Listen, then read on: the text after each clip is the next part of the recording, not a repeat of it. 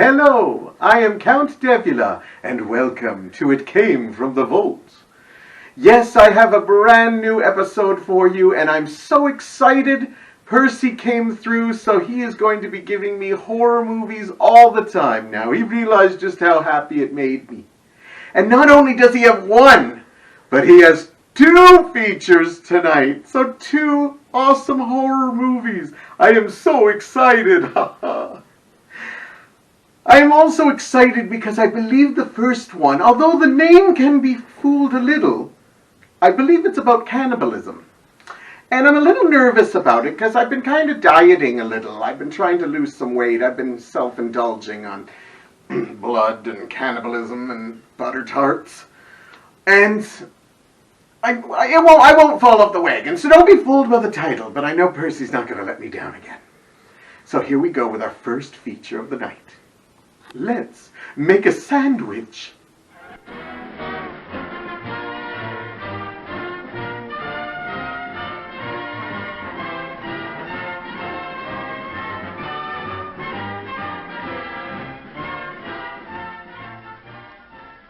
The sandwich is practically an American institution.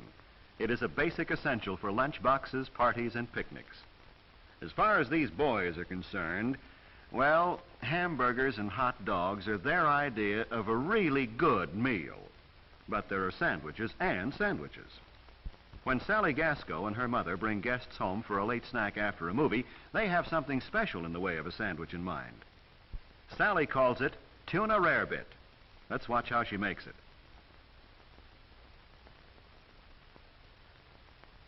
This is a sandwich for forks, an open-face creation, in other words, with a cheese, milk, and tuna fish mixture on top.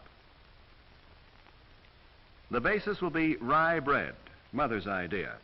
She found that the spicy caraway flavor made a good contrast to the bland fish and cheese.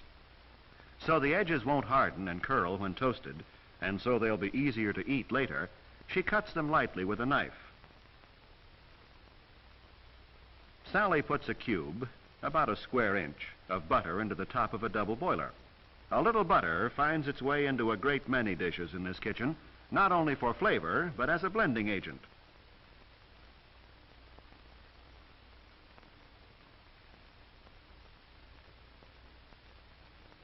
Part of the trick to entertaining unexpected guests is keeping on hand certain generally useful foods.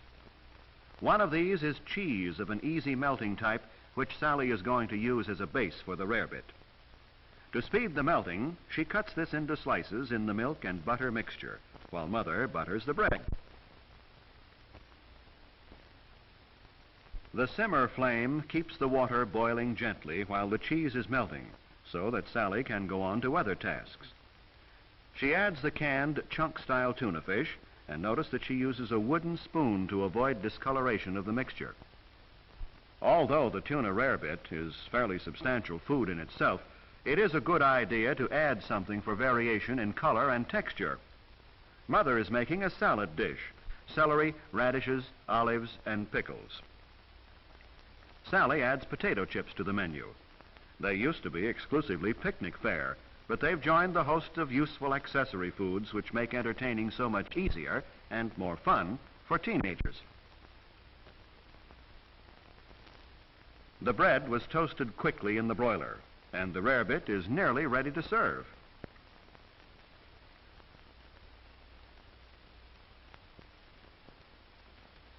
Let's see, what will be the beverage? Mother thinks she'll give the guests a choice of Coke or milk.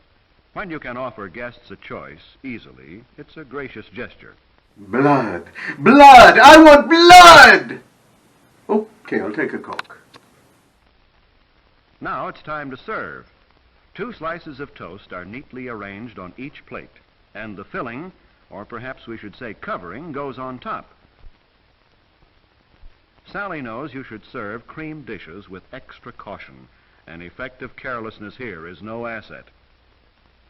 Mother is a great believer in the aesthetic value of parsley, and of course it's good to eat, too. Now a touch of Tabasco for color and a taste surprise, and there's tuna rarebit a la Sally Gasco. As we said, there are sandwiches and sandwiches. A wise young homemaker using good techniques and equipment and a little imagination can turn a sandwich into festive fare.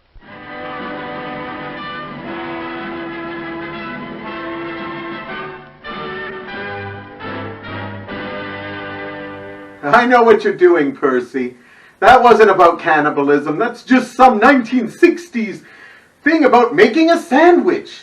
They make movies like that? I can't believe it. I know what you're doing, Percy, though. You think that showing me that and showing the people out there, they're going to just run out and make a sandwich. Well, you're not dealing with simple-minded people here.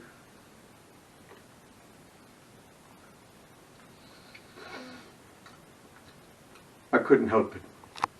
I was all out of tuna, peanut butter and jelly.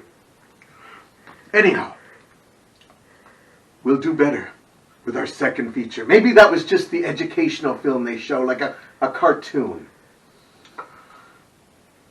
You're not going to let me down, Percy. Here's our second feature. It's called A Day in the Life of a Butcher. What was that? That's what you told me earlier. That doesn't sound scary, Percy. Here's our second feature. A day in the life of a kitchen. On it came from the vault. We are at B minus 30 seconds here in the blockhouse. That's Mr. Block behind the morning paper. Can't do a thing until he gets that first cup of coffee. Jim's thoughts are pretty far away, about 10,000 light years away. Mother, as operations chief, makes a final check of the instrumentation. Water boiling, ready for the cereal. Bacon sizzling, bread toasting. B minus 10 seconds now. B, that's breakfast, of course. 7, 6, 5, 4, 3, 2, 1, breakfast. Breakfast, a time for traditional scurrying in many homes. But here's one homemaker who has everything under perfect control.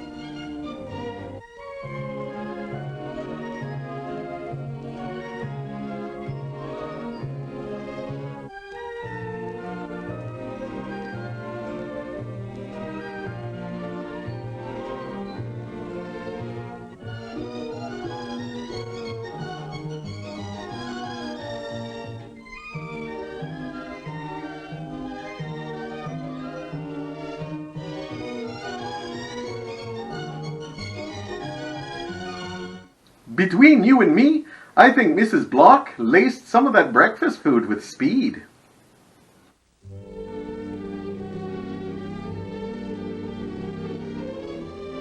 Late as usual for launching, but youth will always be served. Of course, we know that families don't have a countdown for breakfast, but so many space-age marvels have been incorporated into today's modern kitchens.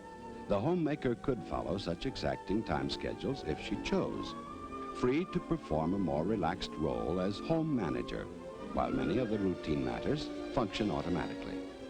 The coffee started automatically at a preset time. Now, while she goes about her normal day's activities, she will clean the oven automatically. She merely moves a lever and turns one knob. The oven will lock itself during the cleaning and cannot be reopened until the temperature inside the oven returns to normal temperature. Now to put the finishing touches on the dessert for Susan's party this afternoon. Not too surprising for this day and age, little space capsules of ice cream and cookies, topped with a cherry and a little candle. They'll keep frozen until ready for the party in the freezer portion of her refrigerator. No frost ever here. Now, out to play, young lady. One moment when you might say she had her hands full. But Frigidaire design engineers have anticipated such occasions, for this new refrigerator has an electric door. Just a touch is all that's needed. Cleaning the dishes is no problem anymore. Both upper and lower racks are designed so odd-shaped items will fit in. They say the Space Voyager will create his own environment of carefully determined temperature.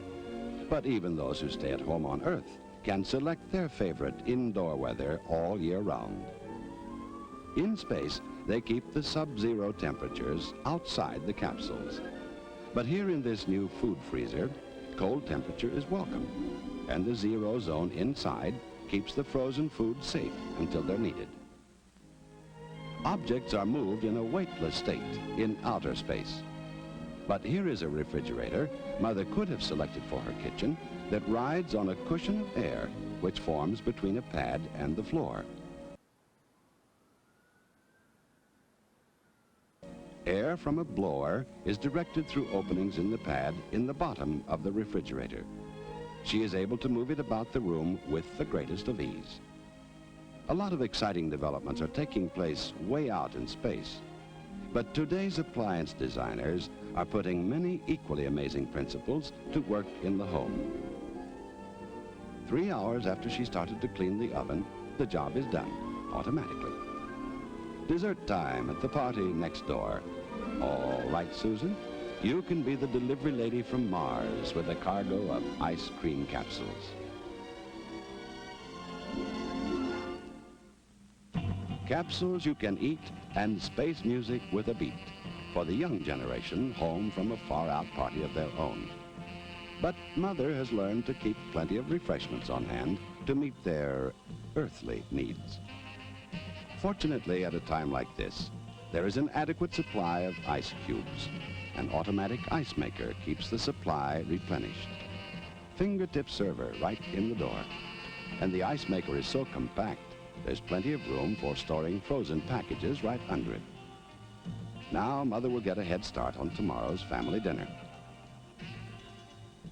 This chuck roast will be cooked under scientifically controlled temperatures for 14 hours.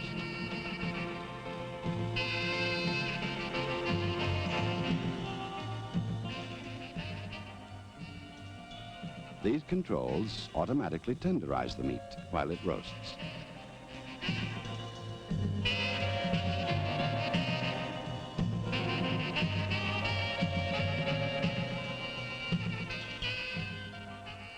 They've just invented a new dance. It's called Walk in Space. Very appropriate, too.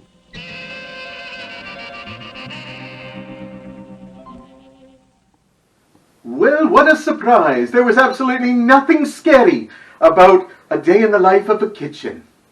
But it did scare me a little that Percy's trying to tempt me. But it won't work. I have a will of steel. And... Okay, the diet's off. The diet's off. How could you do this to me, Percy? First you give me 2 movies that are so lame. Anyhow, I hope you enjoyed yourself and found something to enjoy from them all. But we will get it next time. Percy's just having a little fun. When I gain 300 pounds, ooh. But we will see you next time, and we will get you on It Came from the Vault.